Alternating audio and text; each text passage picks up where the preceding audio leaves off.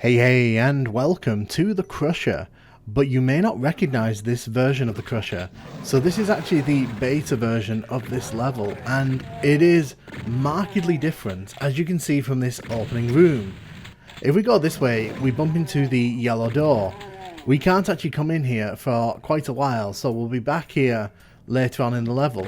But as you can see, this is completely different to what we would normally see at the start of this level. We're going to take down these shotgunners across the room here.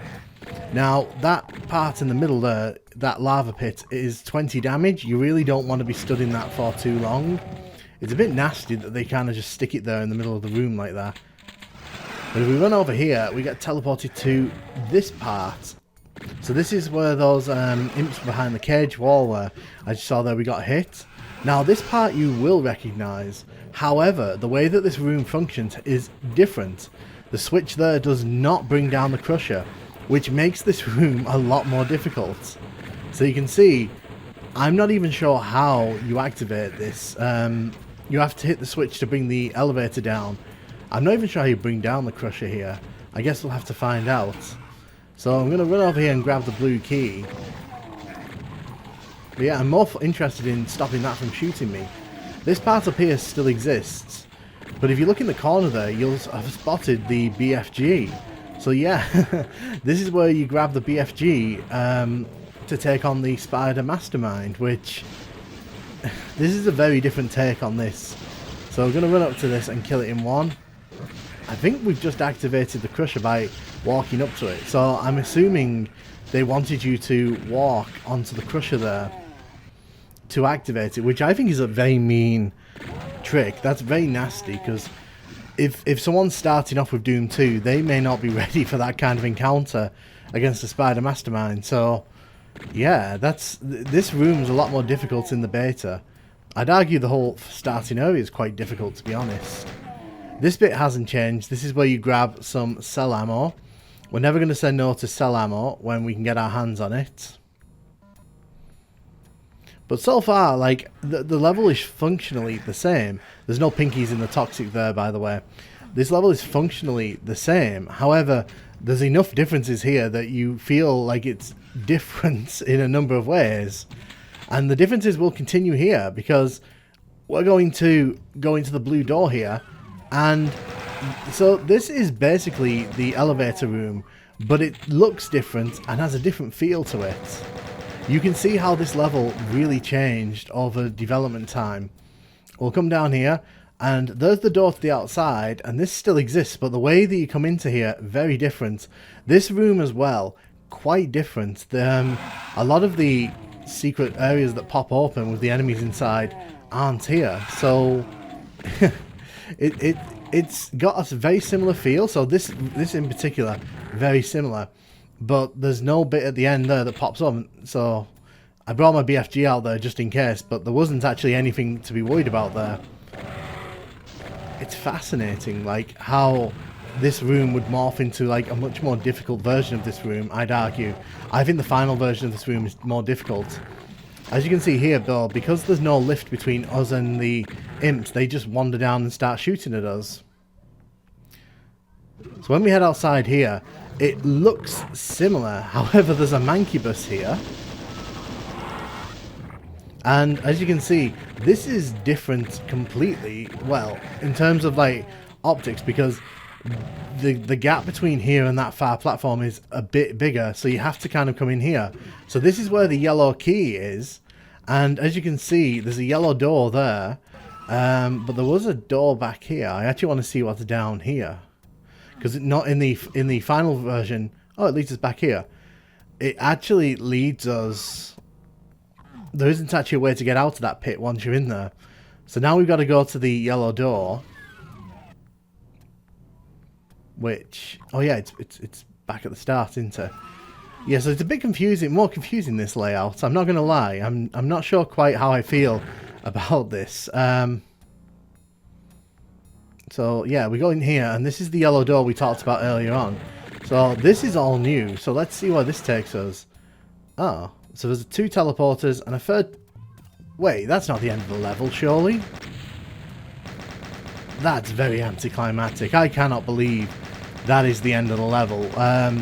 Yeah, so you can definitely tell that was a work in progress, because the level just kind of ends abruptly there. And if you're curious what was in that other yellow door, I did go back and record it so I could show you guys. It literally just takes you into the starting area, so it's just another way to get back to the starting area. It's very underwhelming the way this level ends, so I can only assume that that was very much a work in progress, because that didn't even have the final part in. Now you will recognise this. This is the retail release of this level, and obviously this is where you encounter the Revenant for the first time if you're playing on Ultraviolence. I kind of prefer this. I think that this is a nice little maze, but it's not too daunting for the player. This is a nice little area where you can pick up as much ammo as you need, while also kind of having the freedom to kind of rush through if you want. And of course, the SpiderMastermind is still here, but now we can actually crush it without having to put ourselves in danger. So I'm going to break the crusher here by grabbing the plasma rifle like this.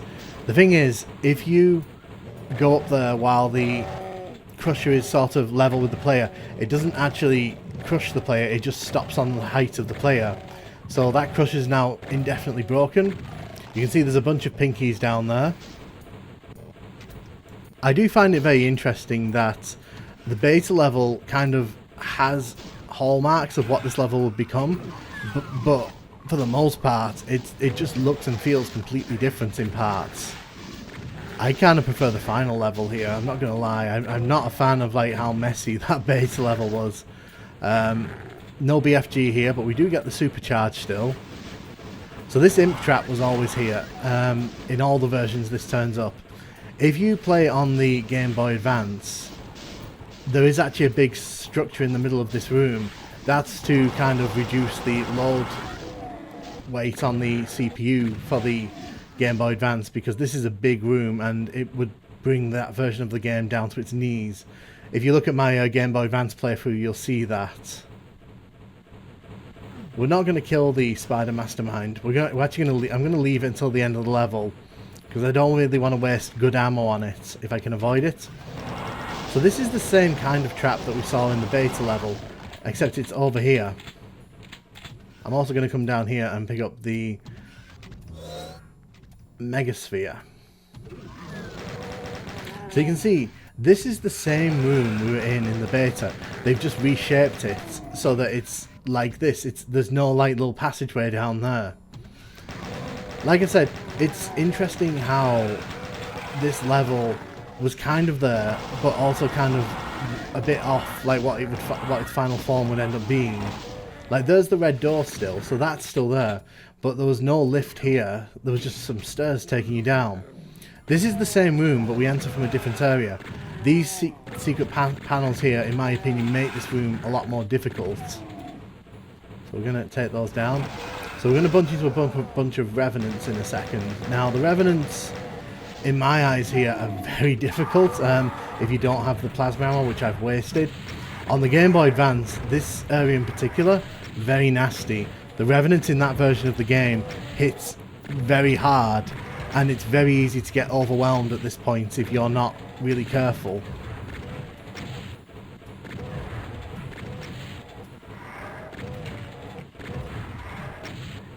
So all we're doing here is killing the Revenants, making sure that the bony boys don't do too much to us.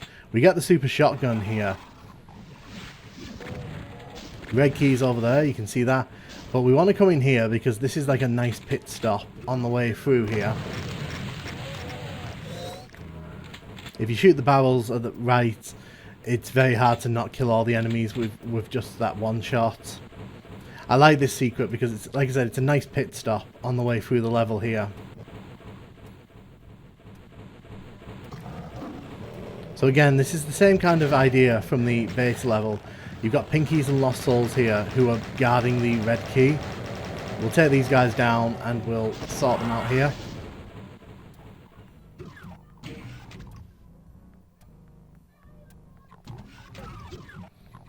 So we're going to... Oh, the imps have moved up here, it seems. So yeah, sometimes the imps will walk up here because this is the closest point to that room they can get to. Now you can see here, this room's been trimmed down very slightly. So it's a Hell Knight here, not a Mancubus, as you can see. But they've also made these paths a lot easier for you to just run over. I don't know if you could make it in the beta version. Like, I didn't even try, but I'm sure someone will try it. The yellow key isn't here. The yellow key's actually been moved inside here.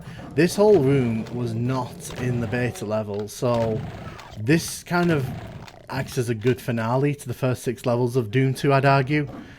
Like that last, in the beta level, it was very underwhelming, and I think it's very hard to argue against that. I would argue that what we saw was probably very much a work in progress, because this feels like a much more fitting finale, especially with all the weapons you've got at this point, like this. Because we've saved our rocket ammo and plasma ammo, it's very easy for us here to take down the multitude of enemies waiting in the middle. But yeah, overall, I like the Crusher. I think that as a final stop in this opening 6 levels of Doom 2, it's very fun.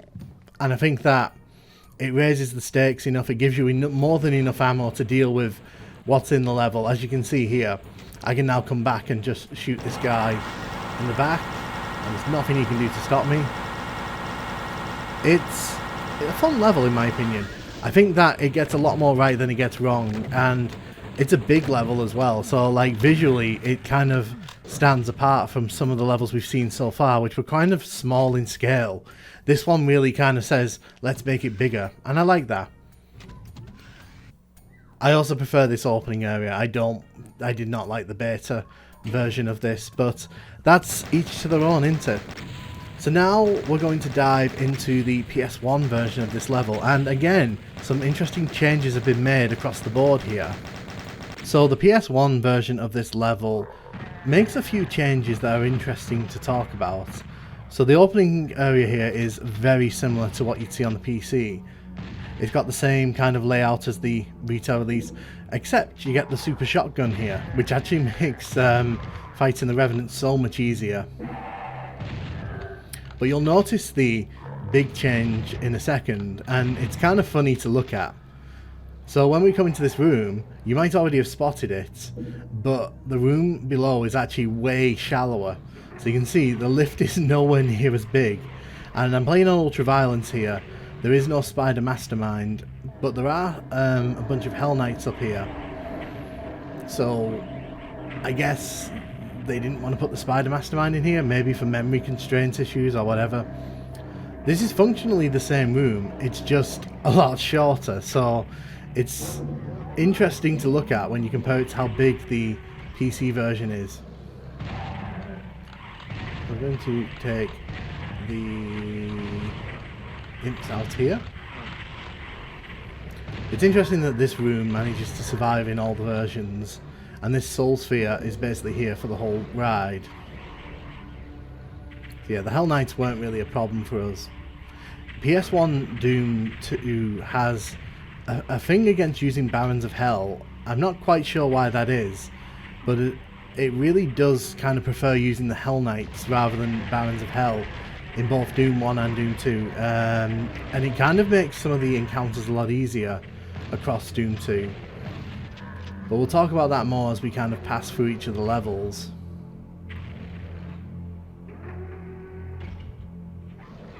So I want to grab all these cell ammo here. Again, the translucent textures are being used there. I actually kind of like that. It's kind of a nice effect. Makes it look like glass. But they also have the pinkies down here, which we're going to take care of. Okay. Shoot you in the face.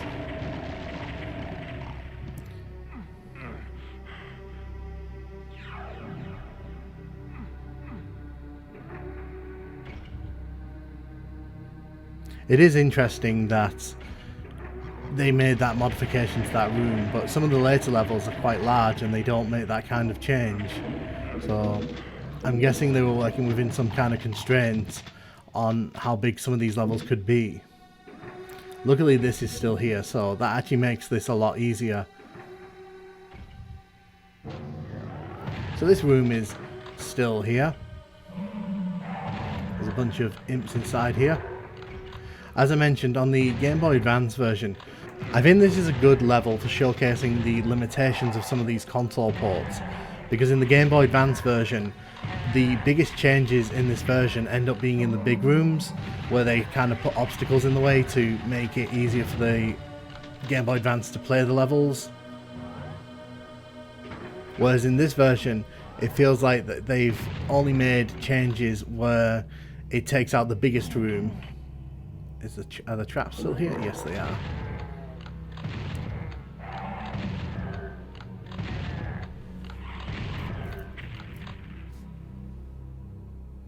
So we're going to take out the imps here. So the same traps here, but we've got... The funny thing is, this is where we'd normally get the super shotgun, but this having the super shotgun here actually makes this encounter a lot easier to deal with. I'm just going to dance around that rocket. You're dead. But we fell down. But this is still a very fun level, even on PS1 here. You just got to be very careful, because with the D-pad controls it is a lot easier to fall into that toxic in the middle if you're not careful. This room makes it in as well. Never going to say no to this room, because it's always nice to grab some ammo.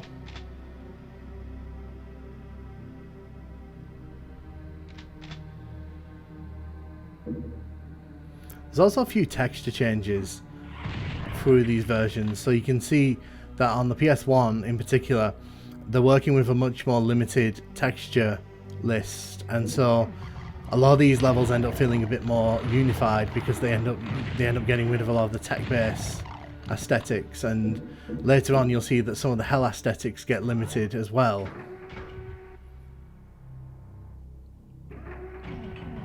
So this trap is still here. They don't wake up on this version, unlike the PC version where they were already sort of active. You can see as well they've got rid of the Hell Knight here. Interesting choice. I would have thought they'd have put another Hell Knight here, but no, they chose the Demon Spectre.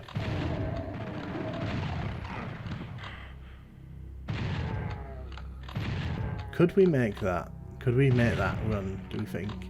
Yeah, just need to be brave. There we go. As you can see, nothing too different up there. It's interesting as well that this room makes it in. It's a lot darker on this version because the lighting is more shadowy on the outside here, which I kind of prefer. I think it kind of makes that middle part pop a bit more. I'll get rid of these guys.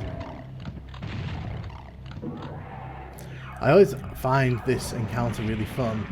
When I was a kid, I used to die here quite a lot because I wouldn't save my ammo, and it's a good test of how much ammo players are carrying through the level, because it makes them prepare for this room if you know it's coming. It's a nice final test. But yeah, I think we've got all the enemies in here.